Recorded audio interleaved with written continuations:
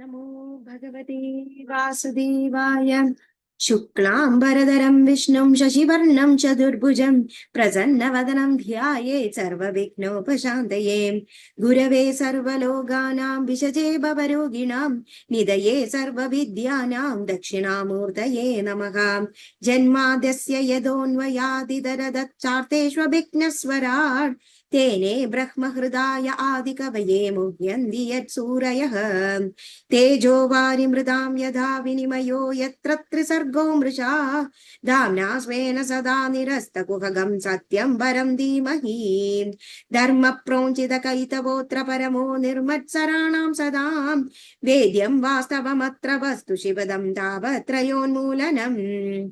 श्रीमद्भागवते महामुनिकृते किं वा परैरीश्वरः सद्यो हृद्यवरुध्यतेऽत्र कृतिभिः शुश्रूषुभिस्तत्क्षणात्।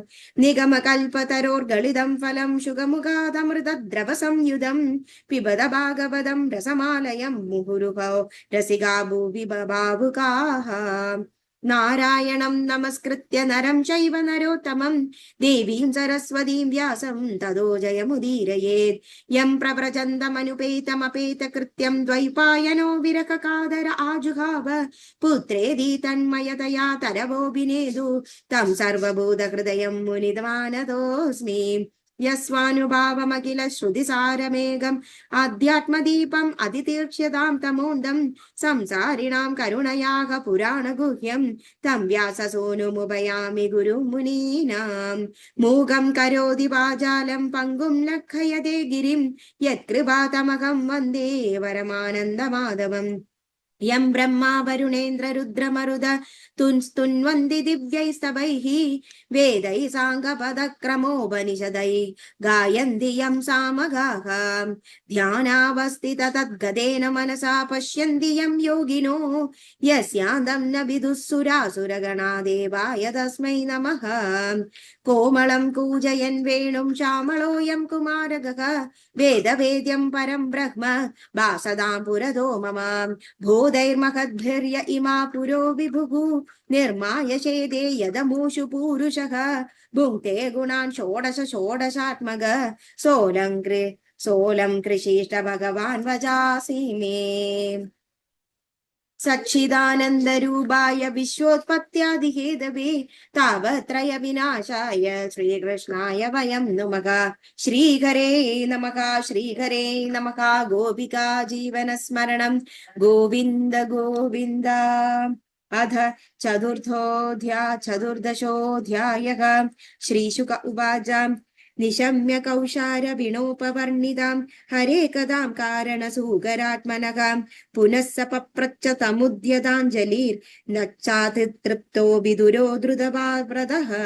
विदुर उवाच तेनैव त मुनिश्रेष्ठ हरिणा यज्ञमूर्तिना आदिदैत्यो हिरण्याक्षो हद इन्द्यनुशुश्रुमां तस्य चोदर दक्षोणीं स्वदंष्ट्वागाग्रणे ग्रेणलीलया दैत्यराजस्य च ब्रह्मन् कस्माद्धेतोरभून्मृतः। मैत्रेय उवाच साधुवीरत्वया पृष्टम् अवतार कदां हरेः यत्त्वं पृच्छसि मर्त्यानां मृत्युपाशविषादनीं। ययोतानपदः पुत्रो मुनिना गीतयार्भगः मृत्यो कृत्वैव मूर्ध्न्यङ्घ्रि मारुरोगहरे पदम्। अदात्रापीतिहासोऽयं श्रुतो मे वर्णितः पुरा ब्रह्मणद्देवदेवेन देवानामनुपृच्छतां।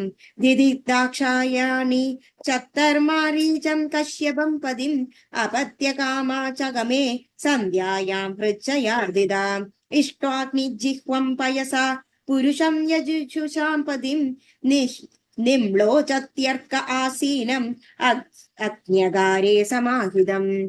दिदिरुवाच एष मां त्वत्कृते विद्वन् काम आतः शरासनः दुनोदीदीनां विक्रम्य रम्भामिव मदङ्गजः तद्भवान् दह्यमानायां सप्तपत्नीं स्मृद्भिः प्रजावतीनां भद्रं मे मया युक्तामनुग्रहम्।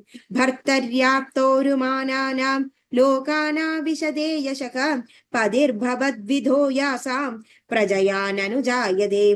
पुरा पिदानो भगवान् दक्षो दुहृत्रवत्सलः कं वृणीत परं वत्स इत्यपृच्छदनः पृथक् स विदित्वात्मजानाम्नो भावं सन्तानभावनः त्रयोदशा ददातासां यास्ते शीलमनुव्रताः अदमे कुरु कल्याण कामं कञ्ज विलोचन आर्तोपसर्पणं भूमन् नमोकं हि महीयसीम् इति तां वीरमारीचक कृपणां बहुभाषीणीं प्रत्याहानुनयन् वाजा प्रवृद्धानं कश्मलाम् एष ते कं विधास्यामि प्रियं भीरु यदिच्छसि तस्या कामं न कुर्या सिद्धिस्त्रैवर्गिगीयदः सर्वाश्रमानुपादाय स्वाश्रमेण कळत्रवान् व्यसनार्णवमत्येदि जलयान्यैर्यधार्णवम् यामाहुरात्मनो हृदं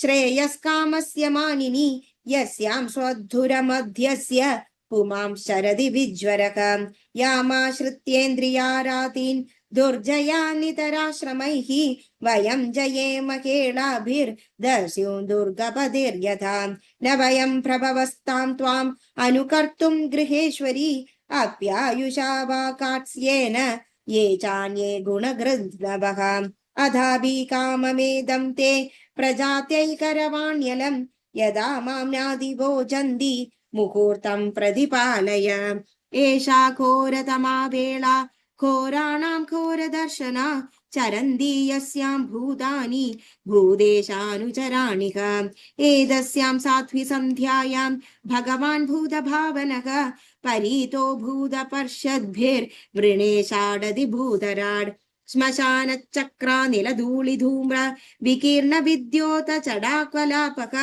भस्मावगुण्डामलरुक्मदेहो देवस्त्रीभिः पश्यति देवरत्से न यस्य लोके स्वजनपरो वा नात्यादृतो नोद कश्चिद्विगर्ह्यः वयं व्रतै च रणचरणापविद्दाम् आशास्मेह्यां च बदभुक्तभोगां यस्यान विद्या चरितं मनीषिणो गृह्णन्त्य विद्या पडलं विभित्सवः निरस्तसाम्यातिशयोऽपि यत्स्वयं पिशाचचर्यामचरद्गतिः सदाम् हसन्ति यस्या चरितं हि दुर्भगाः स्वात्मन्ततसा विदुषः समीहितं यैर्वस्त्रमाल्याभरणानुलेपनैः स्वभोजनं स्वात्मयोपलालितं ब्रह्मादयो यत्कृतसेतुपाला यत्कारणं विश्वमिदं च माया आज्ञाकरी तस्य पिशाचचर्या अको विभूनश्चरितं विडम्बनं मैत्रेयो वाचा सैवं संविदिते भर्त्रा